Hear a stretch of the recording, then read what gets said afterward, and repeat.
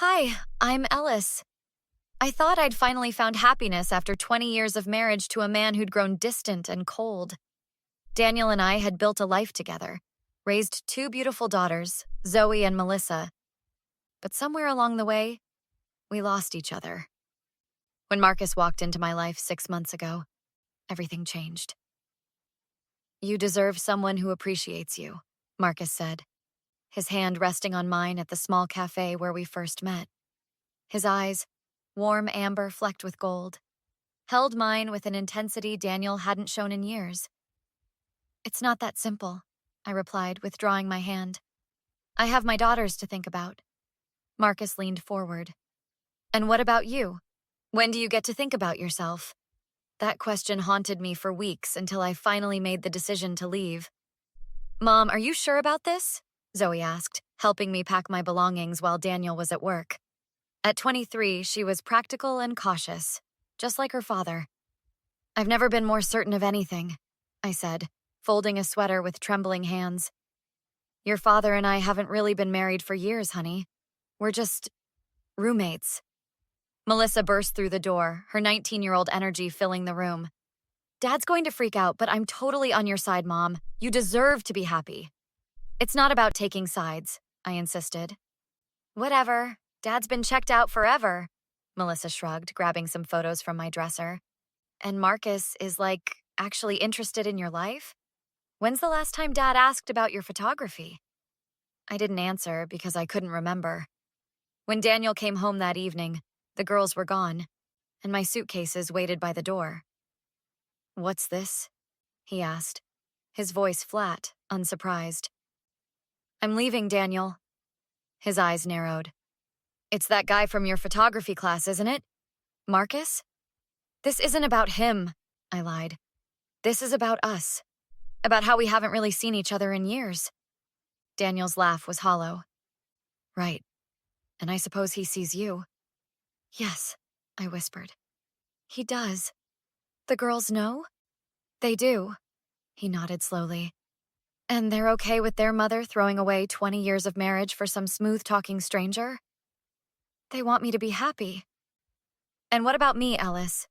What about what I want? Daniel's voice cracked slightly. For a moment, I almost wavered, but then my phone buzzed with a message from Marcus. Can't wait to start our new chapter together. I'm sorry, Daniel. I've made my decision. 2 months into my new life with Marcus, Zoe called me in tears. Mom, you need to come over. Now. There's something you need to see. What's wrong, sweetie? It's about Marcus. Dad found something. You're not going to believe it.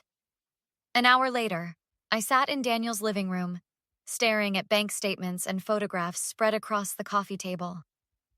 I didn't want to be right about this, Daniel said quietly. But when Zoe mentioned he was pressuring you to combine finances, I hired someone to look into him. The evidence was undeniable. Marcus Taylor wasn't even his real name. There were other women, other families, other wives he hadn't bothered divorcing. And now he was working on accessing my substantial inheritance from my parents. Oh my God, Melissa whispered, her face pale. Mom, I'm so sorry. I encouraged this.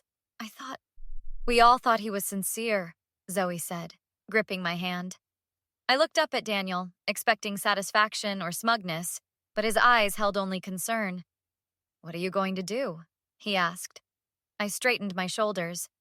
I'm going to find out exactly how deep this goes. He's done this before, Tara Reynolds said, stirring her coffee nervously. As the private investigator Daniel had hired, she'd tracked down 3 other women with similar stories. Changed his name slightly each time. Marcus Taylor, Mark Tanner, Max Talbot. Always targets financially secure women, usually going through some life transition. How did none of us see this coming? I asked, my voice hollow. Because he's good at what he does, Tara replied. He researches his marks thoroughly, knows exactly what they need to hear. Zoe, sitting beside me, squeezed my hand. What exactly did he take from the others? Everything he could get his hands on, Tara said bluntly. Bank accounts, investment portfolios, family heirlooms. One woman lost her house. Has anyone pressed charges? Zoe asked. Tara shook her head. 2 tried. He disappeared before they could build a case. The 3rd was too embarrassed. I felt my cheeks burn. I'm not embarrassed, I'm furious. Good, Tara nodded. You'll need that fire, because confronting him won't be easy. I'm not just confronting him, I said. I'm taking him down. Later that day, I met with Patricia Lawson, a former prosecutor turned family attorney who specialized in cases of financial fraud. The good news, Patricia said, reviewing the evidence, is that you haven't merged finances yet. The bad news is proving intent to defraud before he's actually done it. So I need more evidence? Ideally, yes. A confession would be best. And how am I supposed to get that? Patricia leaned forward. You're going to give him exactly what he wants. Access to your money, or so he'll think. That evening, Melissa paced my hotel room. This is insane, Mom. You can't go back to him knowing what he is. It's the only way to get concrete evidence, I explained. Patricia and Tara will be monitoring everything. But what if he figures it out? What if he... Melissa stopped, her eyes wide with fear. He won't hurt me, I assured her, though I wasn't entirely convinced myself. How can you be so calm about this? She demanded. Because I'm done being a victim, I replied. First in a marriage where I was invisible, and now with a man who saw me only as a target. My phone rang. It was Marcus. Hey, babe. His voice oozed concern. Are you coming home tonight? I've been worried sick. I took a deep breath, slipping into the role Patricia had coached me to play. I'm sorry. I just needed some space to think. About what? Did I do something wrong? No, it's not you. It's financial stuff. My inheritance came through, and I'm trying to figure out what to do with it. There was a pause. I could almost hear his mind calculating. That's fantastic news, he finally said. You know I'm here to help with anything you need. Actually, I said, that's why I've been thinking. I want to set up joint accounts, make things official between us. Are you sure? That's a big step. I'm sure, I lied. I'll be home in an hour. We can talk about it then. As I ended the call, Melissa stared at me in disbelief. Mom, you're scary good at that. I grabbed my purse. I learned from the best. A toast, Marcus said, raising his wine glass. To us and our future together. We clinked glasses across the dinner table he'd meticulously set. Candles, flowers, my favorite pasta dish. The perfect romantic setting to celebrate my decision to give him access to my money. So, he said casually, how much are we talking about with this inheritance? I took a sip of wine. Just over $2 million. His eyes widened slightly before he caught himself. That's substantial. No wonder you needed time to process. My financial advisor suggested I diversify. Real estate, stocks, maybe some business investments. Smart, he nodded. Actually, I might have some connections that could help. A friend of mine has been talking about an investment opportunity. Before we get into that, I interrupted. I was hoping we could discuss something else. Of course, babe. Anything. I reached for my phone. I got a strange email today from someone named Diane Wilcox. She claims to know you. His smile remained fixed, but something flashed in his eyes. Doesn't ring a bell. That's odd, because she seems to know you quite well. As Mark Tanner. The smile vanished. Ellis, I don't know what you're talking about. I turned my phone around, showing him the photos Tara had compiled. Marcus with another woman. Documents in different names. Bank statements. What is this? He demanded, voice hardening. The truth, I said. I know everything, Marcus. Or should I call you Michael Thornton? That's your real name, isn't it? He stood abruptly, sending his chair clattering backward. Who have you been talking to? Everyone. All the women you've conned. The PI who tracked you down. The lawyer who's building a case against you right now. His face contorted. You've been playing me? Ironic, isn't it?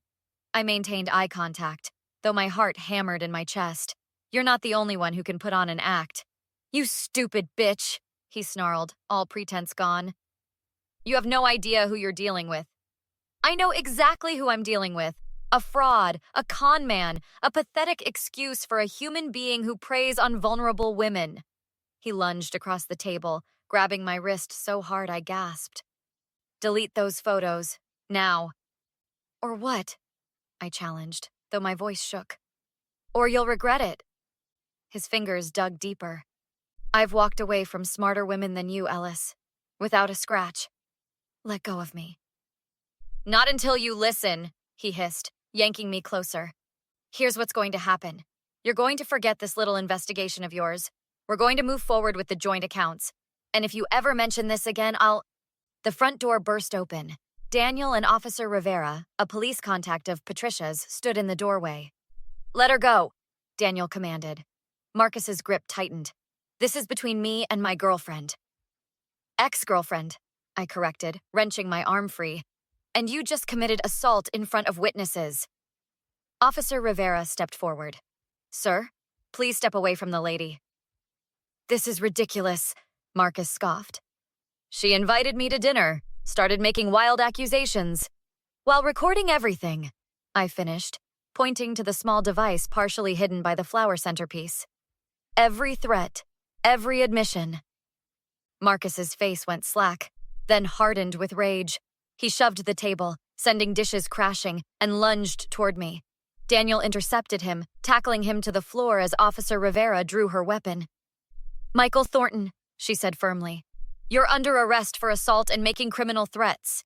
As she recited his rights, Marcus glared at me with pure hatred. You'll regret this, he spat. All of you will. I stepped closer, my voice steady. No, Michael. You're the only one with regrets tonight. The DA is adding fraud charges, Patricia explained 3 weeks later as we sat in her office. With your testimony and evidence, plus cooperation from 2 of his previous victims, he's facing serious time. Will it be enough? Zoe asked from beside me. 5 to 7 years minimum, Patricia confirmed. And that's before we pursue civil damages. I sighed, relief mingling with lingering anger. I still can't believe I fell for his act. Mom, stop, Melissa interjected. He was a professional manipulator. We all fell for it. Daniel, who had insisted on accompanying us to the meeting, nodded in agreement. None of this is on you, Ellis. The bailiff called my name as we entered the courtroom for the arraignment.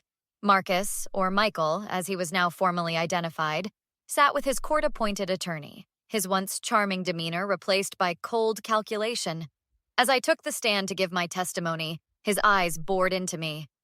Miss Reynolds, the prosecutor began, please describe your relationship with the defendant. For the next 30 minutes, I detailed everything. How we met, the whirlwind romance, the pressure to combine finances, and finally, the discovery of his true identity and intentions. During cross-examination, Michael's attorney tried to paint me as a scorned lover seeking revenge, but the evidence was overwhelming. When the judge denied bail due to flight risk and the pattern of predatory behavior, I felt a weight lift from my shoulders. Outside the courthouse, Michael's sister approached me. A woman I hadn't known existed until the investigation. He wants to talk to you, she said, before they transfer him to county. He says he can explain everything. There's nothing to explain, I replied firmly. Please, she persisted. He's still my brother. He's not a monster. He threatened me, I cut her off. He's threatened and stolen from multiple women. He is exactly what the evidence shows him to be. People can change, she pleaded. He's sorry, Ellis. He told me to tell you that. I shook my head. His apology means nothing to me.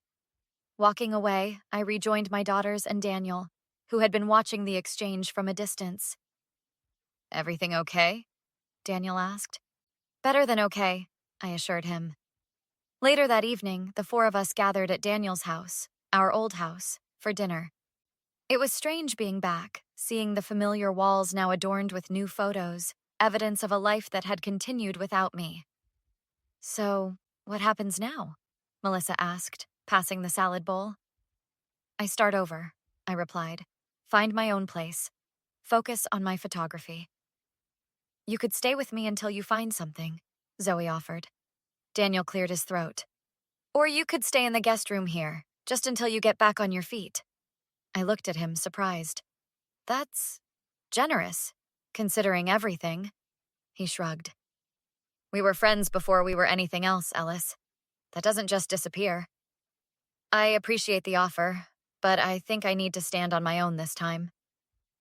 Fair enough, he nodded. But the offer stands.